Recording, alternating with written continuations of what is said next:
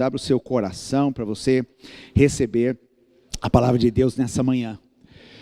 O nosso tema nesse mês é famílias imperfeitas. Quem tem uma? Eu tenho. Graças a Deus, né? Graças a Deus. Somos imperfeitos, mas o Senhor é aquele que gosta de reconstruir. O Senhor é aquele que gosta de tornar perfeito aquilo que é imperfeito. O Senhor é aquele que gosta de moldar o vaso de acordo com o seu querer, e se for necessário, Ele quebra o vaso, Ele amassa o barro de novo, e Ele faz um vaso para a sua honra e para a sua glória, e assim somos nós na nossa caminhada com o Senhor, né? Até que aquele dia nós nos encontraremos com Jesus, e Ele nos tornará plenamente perfeitos, ok? Graças a Deus, porque esse dia vai chegar, né? E nós estamos no aguardo deste dia. Famílias imperfeitas. E eu quero continuar falando aquilo que foi ministrado no último domingo. Falamos ali sobre famílias imperfeitas e terminamos falando que a família imperfeita, ela é aperfeiçoada pela graça de Deus. Ok? Ela é aperfeiçoada pela graça de Deus. Eu quero ler com vocês um verso do Salmo 51, o verso 17. Tá? Vamos ler vários textos aqui, você pode acompanhar aí pela Bíblia de parede aí, tá? Mas também anote para depois você refletir, né? Olha o que o Salmo 51 diz. Todo mundo sabe que esse Salmo 51 é um salmo de arrependimento de Davi, né? Depois de toda a situação que aconteceu com ele lá, do pecado do adultério, do homicídio que ele cometeu, né? E toda aquela confusão que ele se envolveu, né? E isso tudo dizia respeito à família, isso afetou, né, toda a estrutura familiar de Davi. Ele escreve esse Salmo 51 quando ele se arrepende, e eu quero ler só o verso 17 nesse momento. Vamos ler juntos? Todo mundo bem forte aí? O sacrifício que desejas é um espírito quebrantado, não rejeitarás um coração humilde e arrependido. Ok, vamos ler de novo, com um pouquinho mais de potência nessa voz aí. O sacrifício que desejas é um espírito quebrantado, não rejeitarás um coração humilde e arrependido. 3 palavras aqui que você não deve esquecer: quebrantado, humilde e arrependido. Ok? Quebrantado, humilde e arrependido. O sacrifício que Deus deseja é espírito quebrantado. Você quer agradar a Deus? Você quer oferecer sacrifício que seja aceitável a Ele? Então tenha um espírito quebrantado, né? E Deus não rejeita coração humilde e arrependido. Mas por outro lado, lá em Tiago ele vai falar que ele rejeita o coração soberbo e altivo. Ok? Então é melhor a gente gerar esse coração humilde e arrependido. Então não esquece essas 3 palavrinhas aí. E hoje eu quero falar sobre praticando confissão e perdão dentro da família. Então, quer dizer, por esse tema, você já sabe que esta mensagem não é só para você achar linda, maravilhosa, guardar na gaveta, até o ano que vem, quando você vai ouvir mais mensagens sobre família. Praticando confissão e perdão. Semana passada eu falei que nós estamos desconstruindo aqui aquela família ideal, né? Que muitas vezes a gente estabelece como um padrão na nossa vida, e isso causa muitas distorções, e isso causa muito dano para nós. Porque quando nós tentamos ser a família ideal, nós corremos um risco muito sério, e o risco é de nós nos tornarmos muito rígidos e muito legalistas. E nós precisamos reconhecer as nossas limitações. Um passo para o avanço e para o crescimento e para a maturidade é nós reconhecermos o quão Nós precisamos da graça de Deus. O quanto nós somos falíveis. E nós precisamos exercer esta autocompaixão. Porque muitas vezes nós nos punimos demais, não é verdade? Que pai aqui não se pune muitas vezes quando vê depois o filho crescendo e se desviando dos caminhos dele? Ou então que cônjuge não se pune quando de repente olha para trás e vê o tanto de coisas que fez dentro do casamento. Só que a palavra de Deus, o evangelho de Jesus Cristo é o evangelho da liberdade, é o evangelho da graça, é o evangelho que tira peso e não coloca peso. Então vamos parar de ficar pensando nessa questão do ideal, do perfeito. Porque enquanto nós vivemos nessa terra, nós não alcançaremos a perfeição. Mas o fato de nós sermos imperfeitos não significa que Deus não nos use. Não é verdade? Quem é imperfeito aí? Quem já foi usado por Deus? Eu sou o primeiro a dizer aqui. O mais imperfeito. E o que já foi muito usado, por causa da graça. Por causa dessa graça perdoadora. E que maravilhoso é isso. Eu estava refletindo essa semana que essa ideia de família ideal, que a gente muitas vezes estabelece como um protótipo no meio cristão, né? É um grande engodo de Satanás. Porque quando você tem um padrão do ideal e de repente você olha a fotografia da sua família, qual é o sentimento que te vem? De frustração, de desânimo. A minha família é assim, olha só os problemas que eu tenho dentro da minha casa. E você começa a se sentir arrasado. E você começa a se sentir culpado. Então eu estava pensando isso, esse é um grande engano de Satanás. Porque ele fica lançando peso sobre você. Olha o casamento do fulano. Ou você não vive com ele para saber como que é o dia a dia, não é, Noeli? Eu sempre brinco lá em casa, né, quando eu digo com a Cris, né, eu disse assim, vai viver com a gente lá um dia. Né? Daí você já vai desistir, já vai achar que o casamento do pastor não é perfeito. E não é mesmo. Desculpa se eu estou decepcionando pessoas aqui. Né? Ou mesmo na criação de filhos, ou mesmo o próprio ambiente familiar. Por isso que o que precisa ressaltar nisso tudo é a graça. É a graça que conserta as coisas erradas que a gente faz. E fazemos, hein? A graça que perdoa. A graça que nos livra, que nos liberta. A família, ela é aperfeiçoada pela graça do Senhor. E a maior manifestação da graça, qual é? A maior manifestação da graça? Perdão. A Noeli chegou no ponto. Perdão. Não é verdade? A graça não se manifestou na pessoa de Jesus Cristo? O que Jesus ofereceu naquela cruz? Perdão. Pai, perdoa-lhes, porque eles não sabem o que fazem. Jesus não subiu ali naquela cruz para ser um acusador. Jesus não subiu ali para expor os erros e os pecados das pessoas. Ele subiu naquela cruz para manifestar graça, aquilo que nós não poderíamos alcançar em hipótese alguma. E Deus disse, eu estou dando para vocês esta graça. E a maior manifestação da graça é o perdão.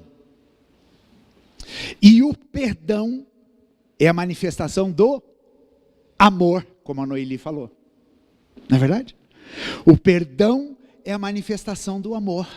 Porque Deus amou o mundo de tal maneira que deu o seu filho. Então fiquem com essa sequência aqui. O perdão é a manifestação da graça. E o amor é a manifestação do perdão. Existe, essas três palavras, elas se completam. Graça, perdão e amor.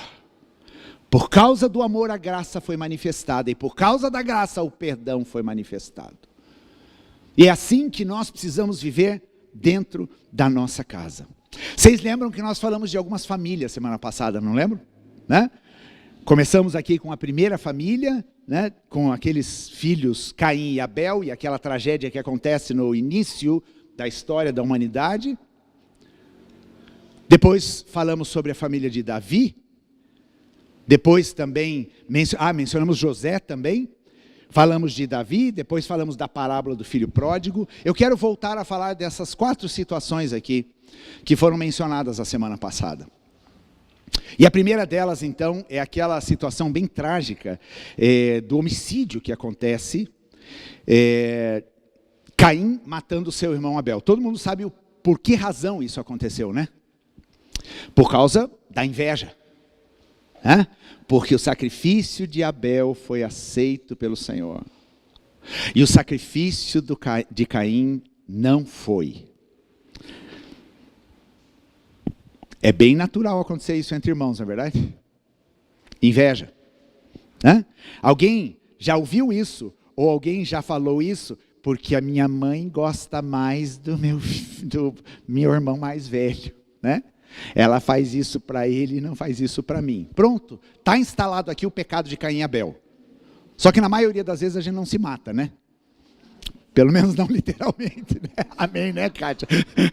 Graças a Deus. Mas lá no caso de Caim e Abel, a coisa foi tão séria.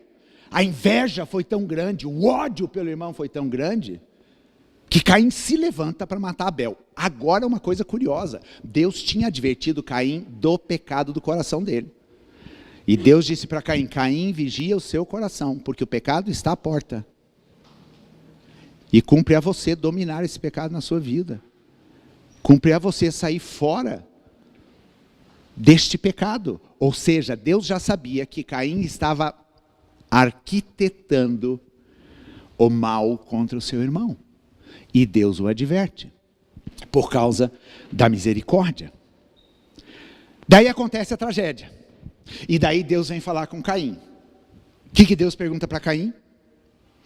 Caim, cadê o seu irmão? Parece uma pergunta meio esquisita, né? O que Deus quis suscitar com isso? Obviamente Deus sabia o que tinha acontecido. Mas Deus quis suscitar algo no coração de Caim, que Caim acabou expressando com a boca. Sabe o que Caim responde para Deus? O que tem a ver com meu irmão?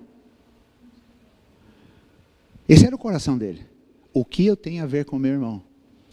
Vai pensando aí nos seus contextos familiares. E daí Deus começa a falar com Caim. E daí suscitou uma pergunta. Quando eu estava estudando, gente, minha mensagem quase ficou em torno de Caim aqui. Mas, né, porque daí eu vou pensando e construindo as coisas. Mas eu fiquei pensando, por que Deus não matou Caim? Podia, né? Ele não destruiu depois a humanidade inteira lá em Noé? Podia já ter acabado com Caim. Vamos começar de novo. Não deu certo esse negócio, né? Porque o filho bonzinho foi morto e ficou ruim. Mas Deus não exterminou Caim. Vamos ver o que aconteceu aqui. Gênesis capítulo 4, a partir do verso 10. Presta atenção aqui, gente.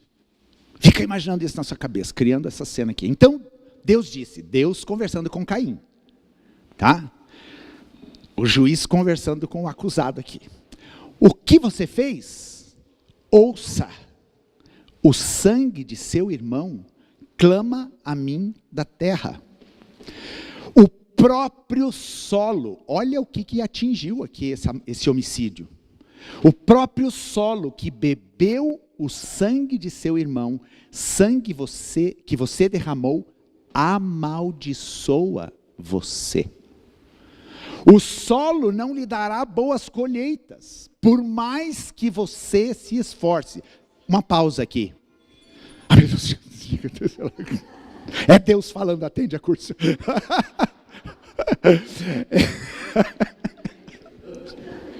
Amém. Né?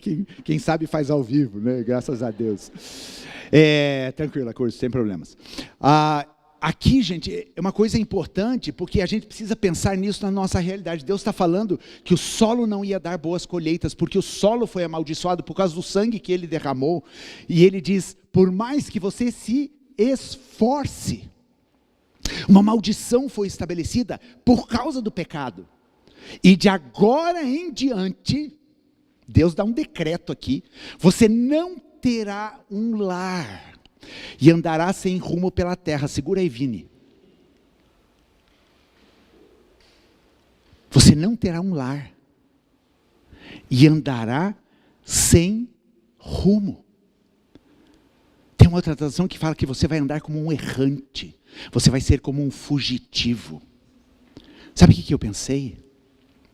Em muitas pessoas que vivem em condição de rua. Eu já evangelizei muitos mendigos na rua. E eu me lembro de um jovem, médico,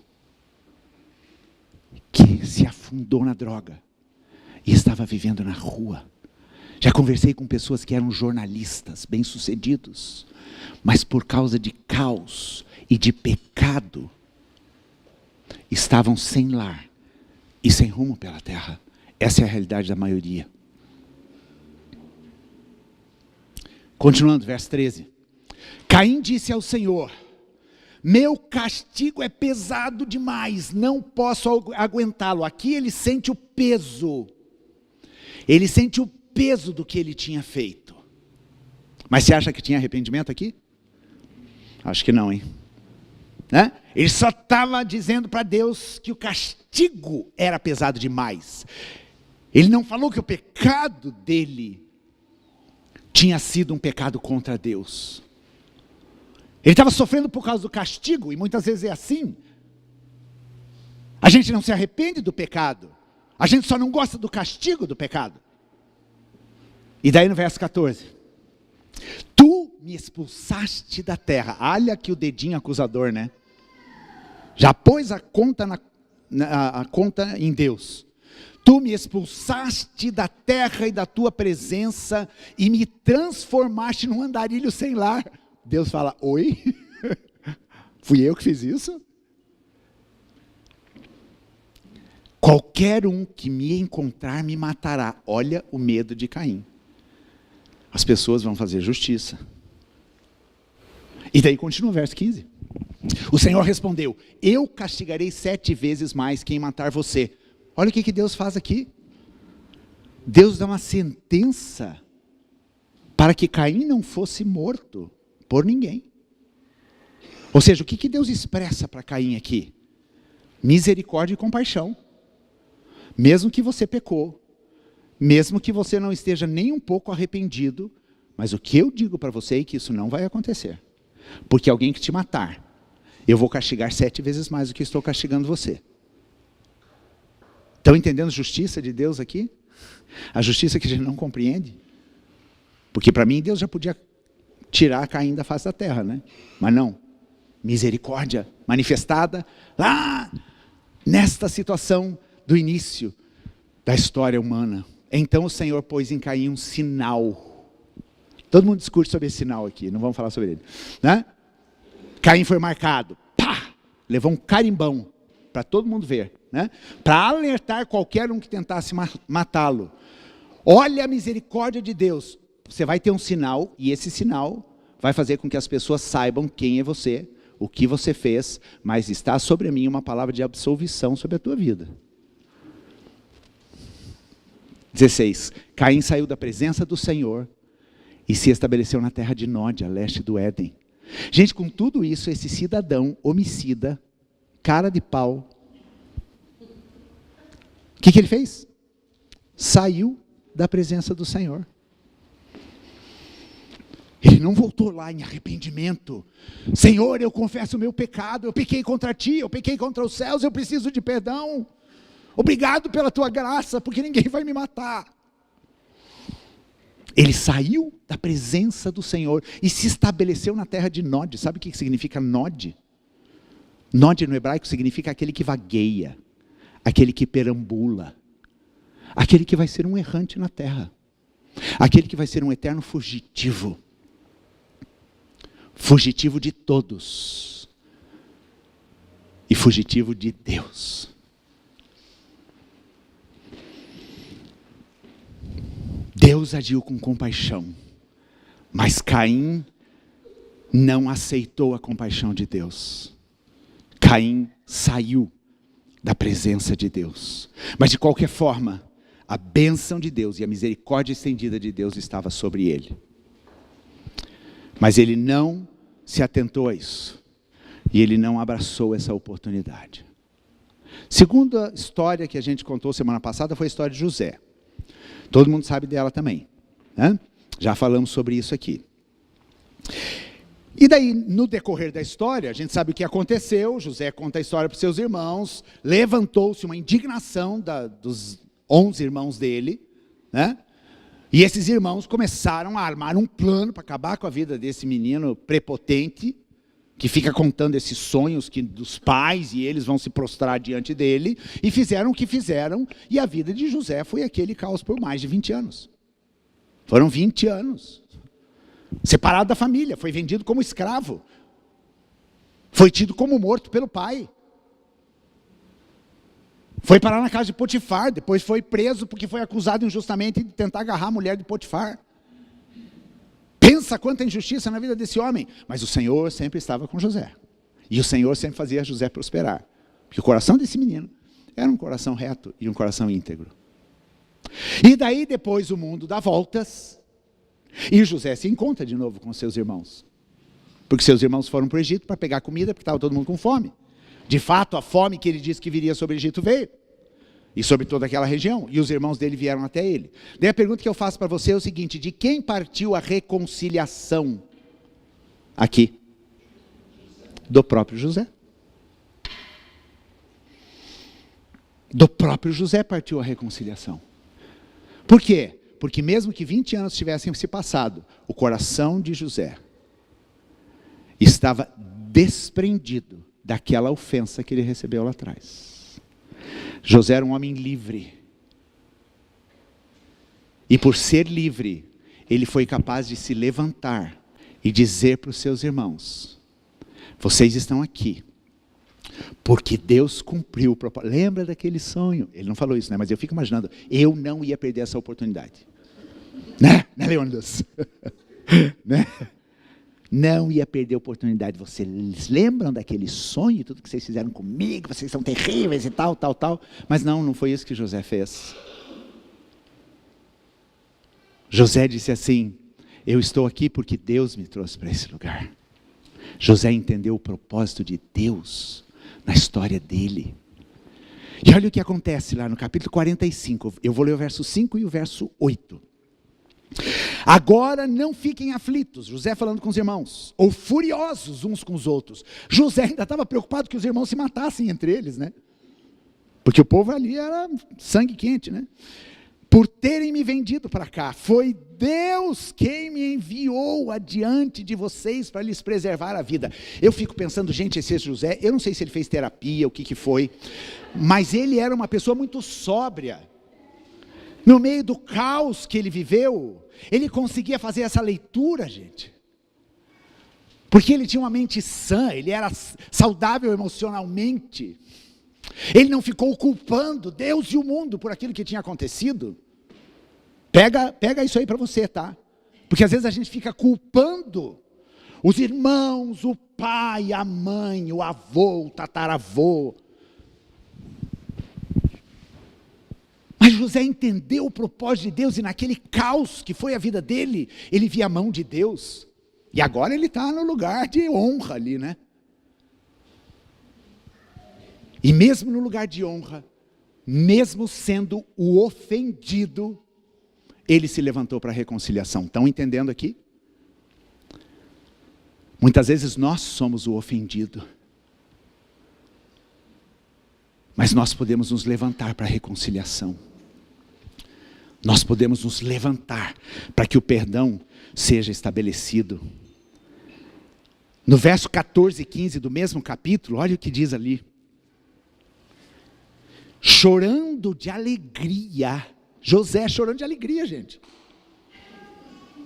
Porque ele estava em paz. Eu lembrei quando eu estava cantando, a gente estava cantando louvor aqui, aquela música, né?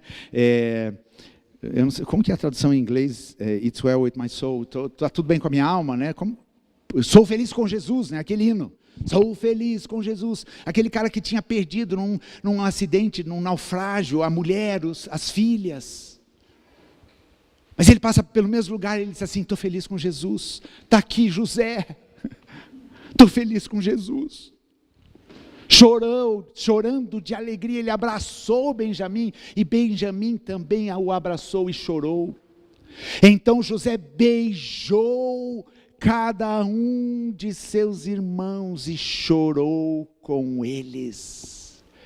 Depois os irmãos conversaram à vontade com ele. José se levantou para arrancar aquele peso da ofensa que eles tinham cometido sobre ele. Quantas vezes a gente está disposto a isso? Arrancar a ofensa que os outros causam em nós dentro da nossa casa. Para a gente poder chorar e se abraçar, isso aqui não é o beijo do traidor não, tá? Isso aqui era um beijo de irmão. De alguém que viu, somos família imperfeita. Ô, familhinha difícil essa de Jacó, mas também com o nome que ele levava, Jacó enganador, né? Não podia dar coisa muito diferente. Mas Deus foi conduzindo debaixo da verdade dele. Debaixo da palavra dele. E Josué se levantou como homem de Deus.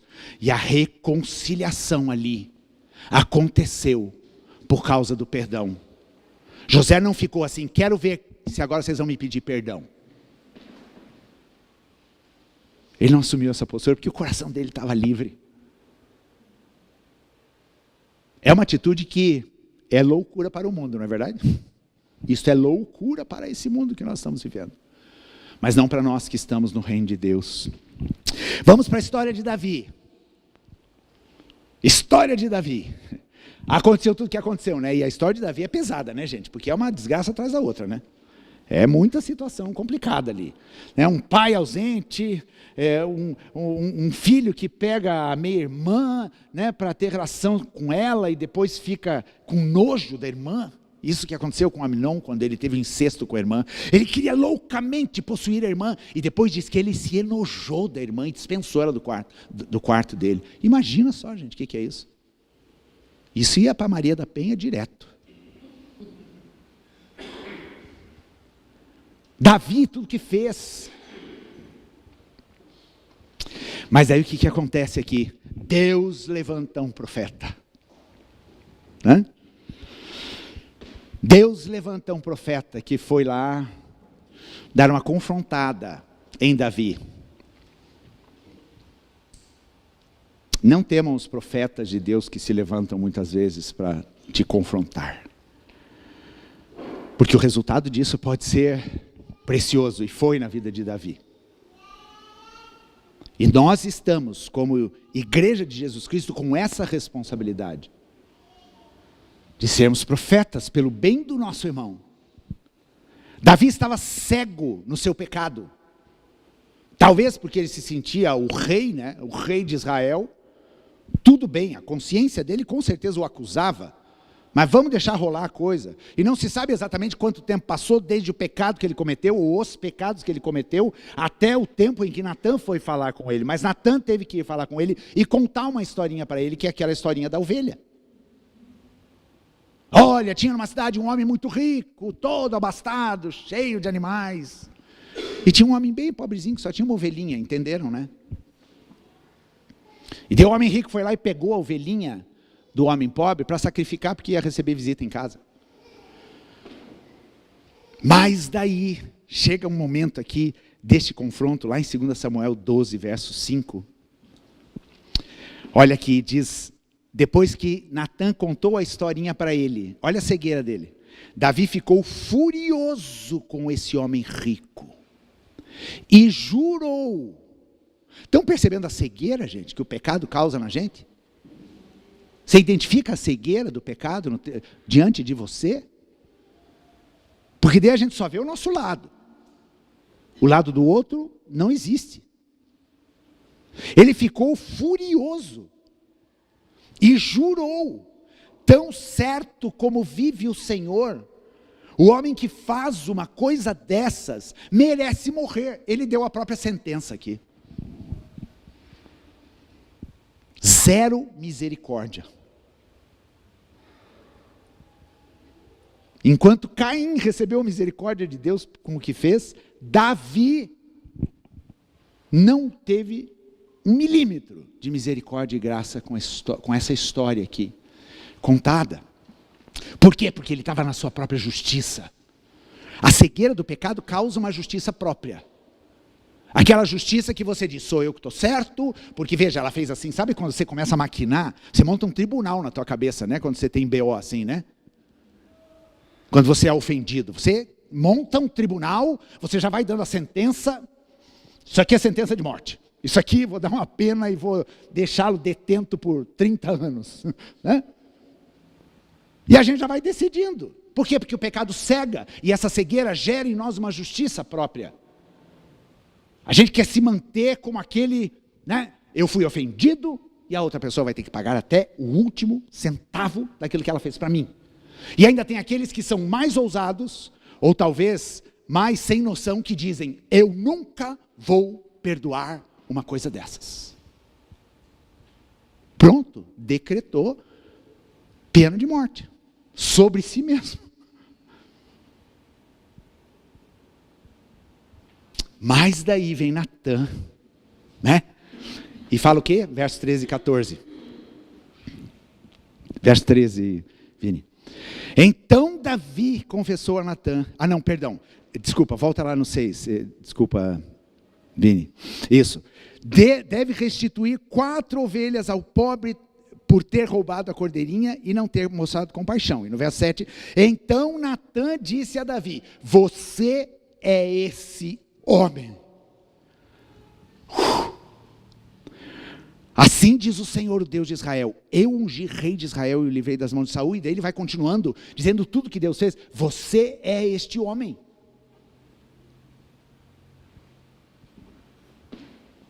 Este homem pecador que você está querendo condenar é você. E agora sim, a reação de Davi, lá no verso 14. 13, 14.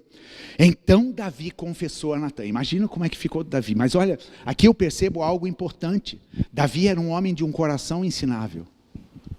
Ele estava obstinado, cegado pelo pecado. Mas quando o profeta veio e falou para ele, contou essa história, a máscara caiu. A consciência voltou a funcionar. E daí ele fala isso. Pequei contra o Senhor. Estão percebendo? Dá a impressão que é outro homem que está falando aqui, né? Ele fez cair por terra toda a justiça dele. Pequei contra o Senhor. Daí Natã respondeu, sim, mas o Senhor o perdoou. E você não morrerá por causa de seu pecado. Imagina, Davi deve ter respirado assim. Porque ele imaginou, pronto, agora Deus vai tirar um monte de coisa de mim. Né?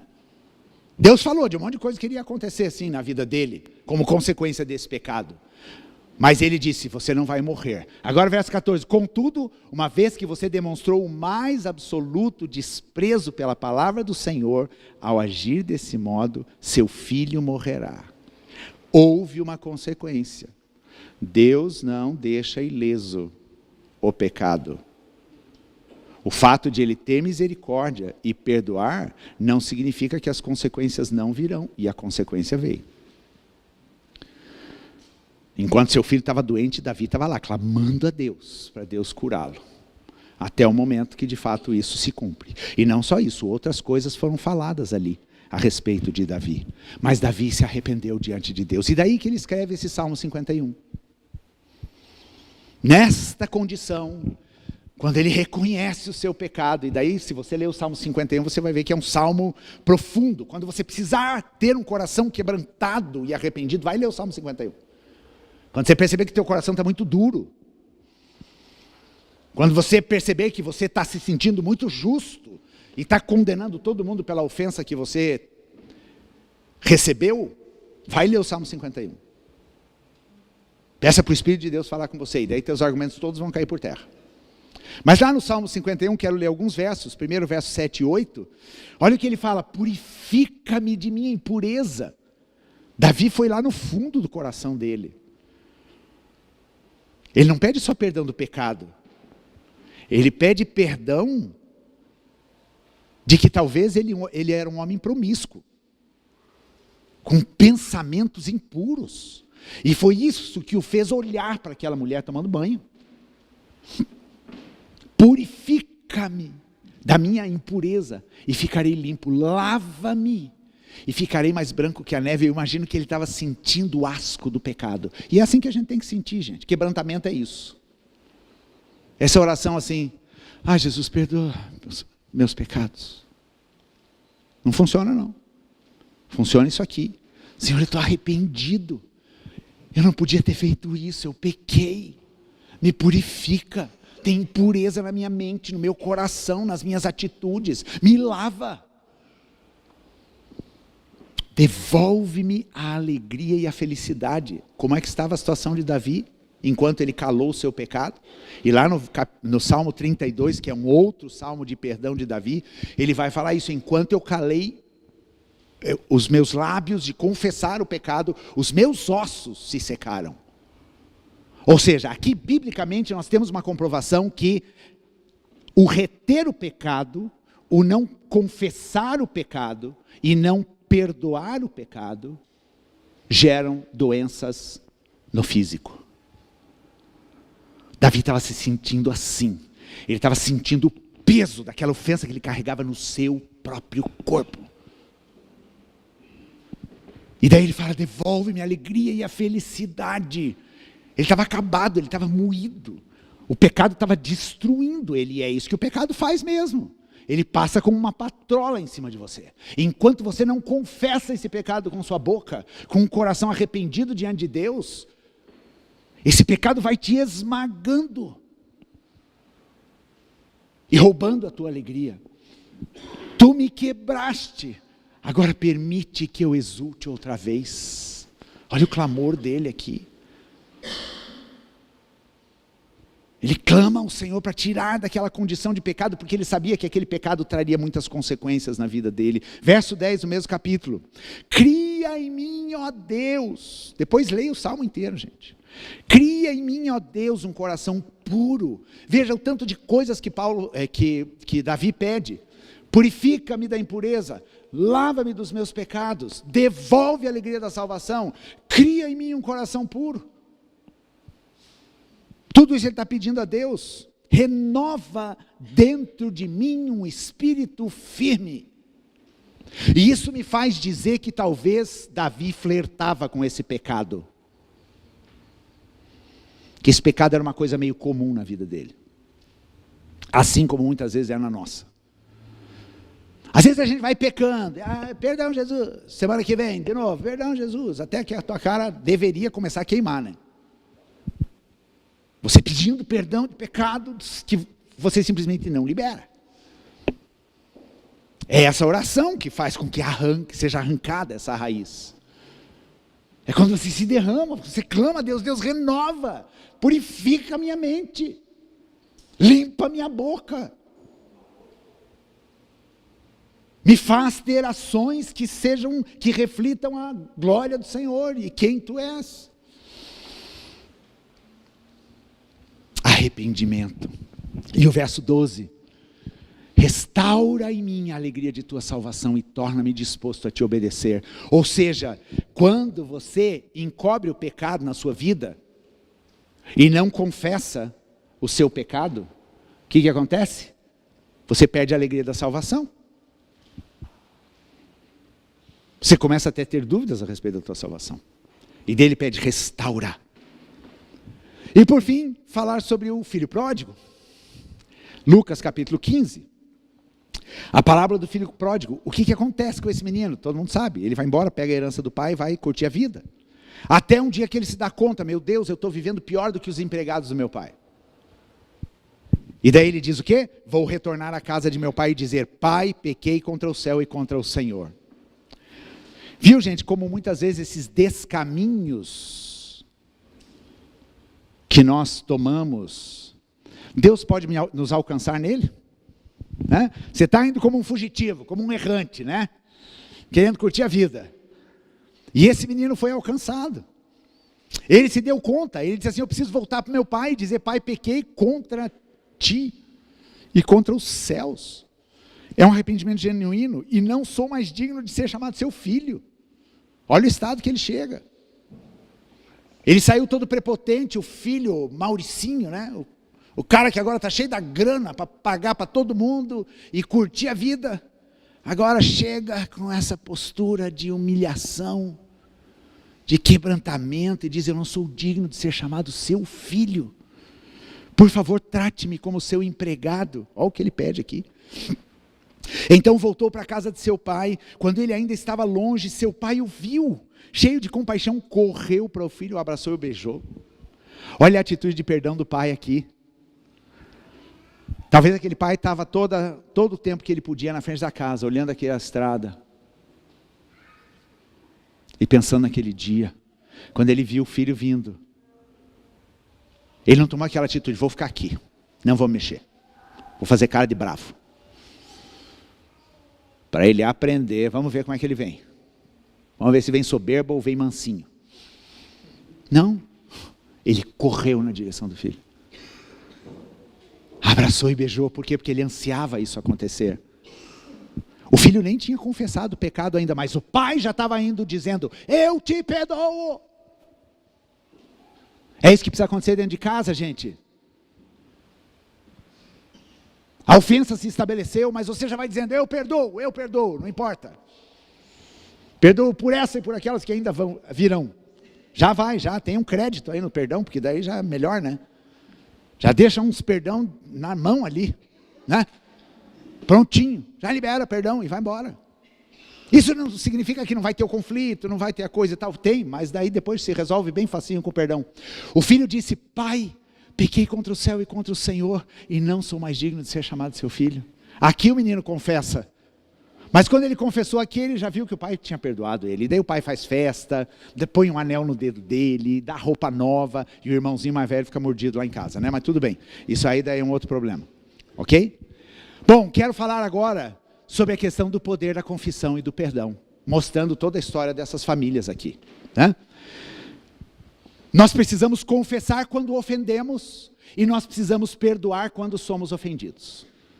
Ponto. Esse é o princípio. Se você pecou, se você ofendeu, você precisa confessar. Se você foi ofendido, você precisa perdoar. Nenhuma das duas situações é fácil, não é verdade? Nenhuma é fácil, mas esse é o princípio do reino de Deus. Se você foi ofendido, perdoa. Se você ofendeu, confessa. Confessa primeiro a Deus, mas depois confessa para a pessoa que você ofendeu também. A gente sempre vai estar em uma dessas duas posições, ok? Dentro da família. Uma hora você é o ofendido. Tadinho. Mas outra hora você é o ruim e vai ofender. É ou não é? Eu só lá em casa. Você precisa entender qual o papel eu estou atuando agora, né? Nesta situação que se criou a confusão dentro da minha casa, porque a nossa tendência é sempre olhar o outro, é sempre tirar o cisco do olho do outro, não é tirar o argueiro que está na minha frente, ou a trave que está na minha frente. Essa é a natureza humana, isso é justiça própria, isso é pecado cegando. Mas quando acontecer a confusão na sua casa, vai para Deus. Às vezes eu falo para a Cris, eu falo, amor, não temos condições de conversar, senão pode ser que um crime aconteça aqui nesta casa. Né? Vamos cada um para um canto, respira fundo, conta até 7.924. E nessa hora vai e ora a Deus. Ora a Deus, fala, Deus, me faz entender. Qual é o meu papel aqui? Não fica dizendo o papel do outro. Eu estou como ofendido ou eu estou como ofensor? Ideia é fácil. A partir do momento que se identifica, você age. Fui ofendido. Perdão. Está perdoado em nome de Jesus. Ofendi. Vou lá e confesso. Me perdoa. Simples? É simples ou não é? Não é fácil. Mas é simples. Né? Simplicidade é a diferença de dificuldade, né? Não é simples, mas é fácil e a gente precisa aprender isso. Será que isso não resolve os nossos problemas e os nossos conflitos familiares? Moleza? Tá bom, glória a Deus, Teodoro. Teodoro já alcançou já a plenitude. Gente, o perdão é uma atitude poderosa que desmantela qualquer estratégia destruidora do inferno. É ou não é? O perdão, ele acaba com todas as ações destrutivas do inimigo. Cristina e eu brigamos bastante. Mas a gente sempre se acerta. Às vezes demora um pouquinho. 6 meses, assim. Brincadeira. Brincadeira, só 4. Né? E o quanto antes a gente resolver. E às vezes a coisa está muito acalorada. Você tem que respirar fundo, tem que deixar baixar o sangue. Né? Mas depois a gente fala, amor, me perdoa, eu errei. Né?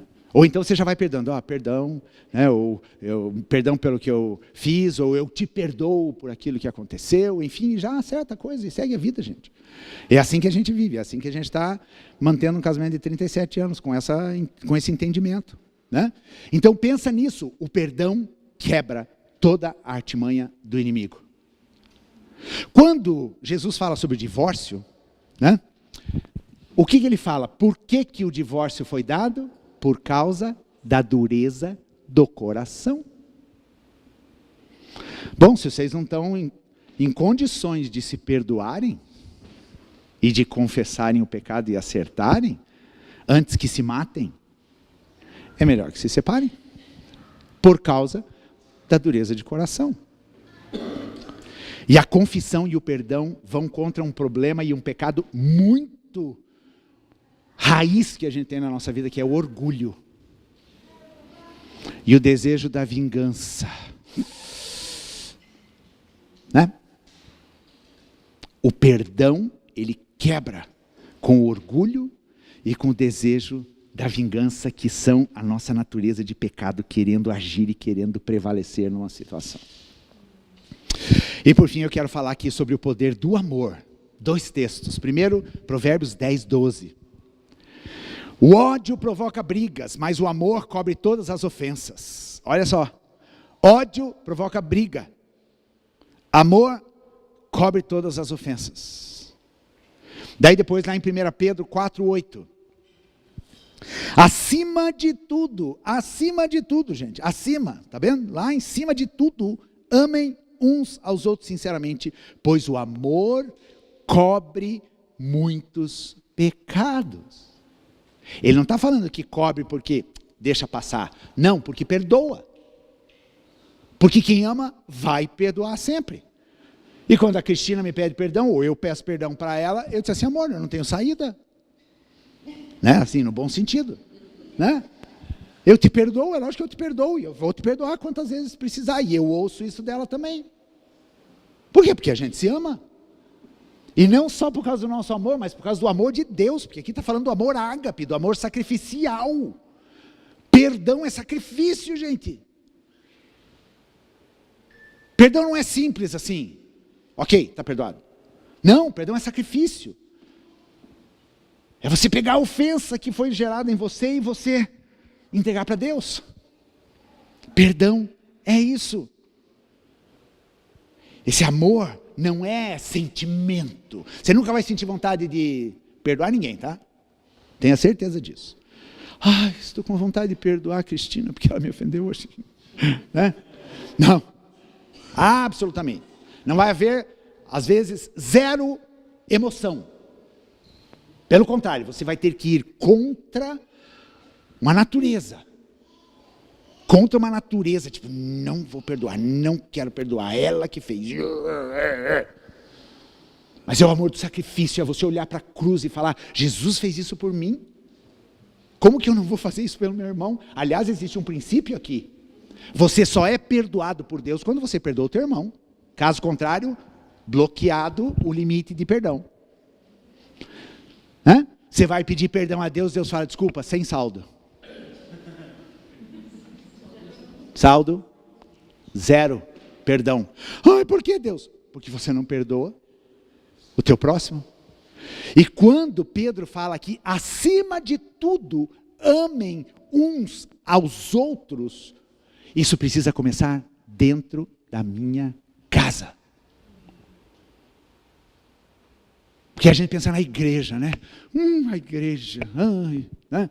É fácil a gente se amar aqui muitas vezes, gente. A gente não se conhece. Profundamente como a gente conhece os filhos, como a gente conhece o cônjuge. Mas acima de tudo, amem sinceramente uns aos outros, Significa dentro da nossa casa. A gente precisa praticar isso. Porque a fonte do perdão é o amor. A fonte do perdão é o amor. E se o teu coração transborda desse amor de Deus, o teu olhar para o teu irmão vai ser um olhar de graça. Porque você vai saber, muitas vezes eu estou também no lugar daquele que ofende.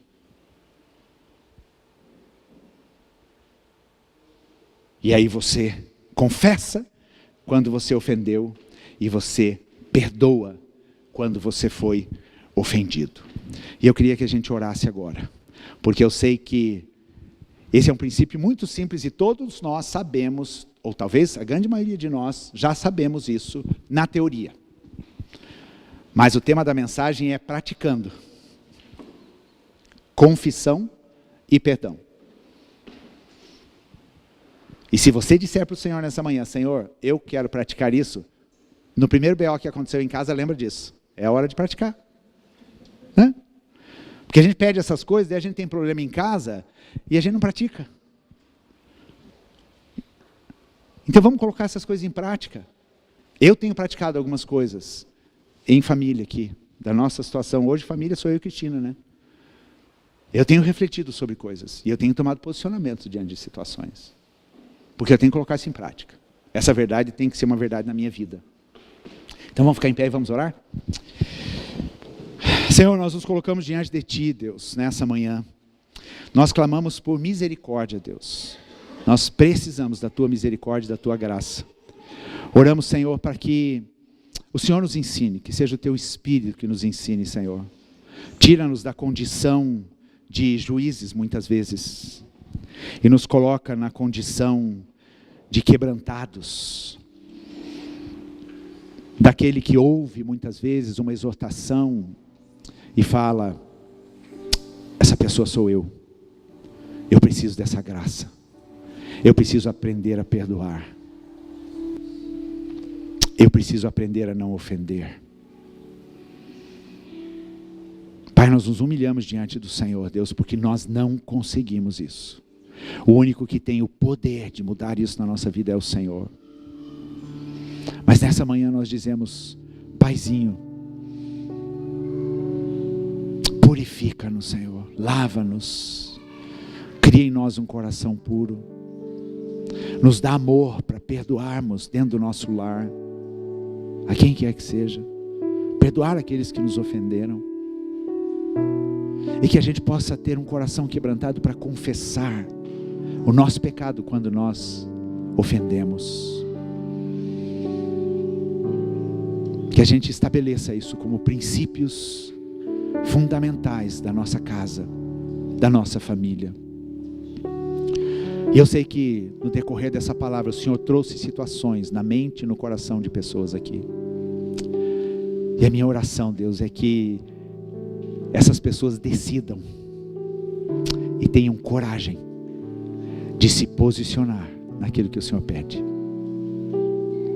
Com um coração humilde, arrependido, um coração quebrantado, porque são essas coisas que agradam ao Senhor. É isso que agrada a Deus, o nosso Pai. E é por isso que o Senhor pode usar as nossas famílias. É por isso que o Senhor usou a família de José, a família de Davi, por causa do perdão, por causa da reconciliação que aconteceu. Pai, em nome de Jesus, que nós nos levantemos com a bandeira da graça dentro da nossa casa, a graça estendida, a mesma graça que é estendida sobre nós, que nós a estendamos a cada pessoa dentro do nosso lar. E que a gente possa dizer nessa manhã, eu estendo graça sobre a minha esposa, eu estendo graça sobre o meu marido, eu estendo graça sobre os meus filhos, eu estendo graça sobre os meus pais, para vivermos o melhor do Senhor nessa terra, dentro do nosso lar, em nome de Jesus, amém.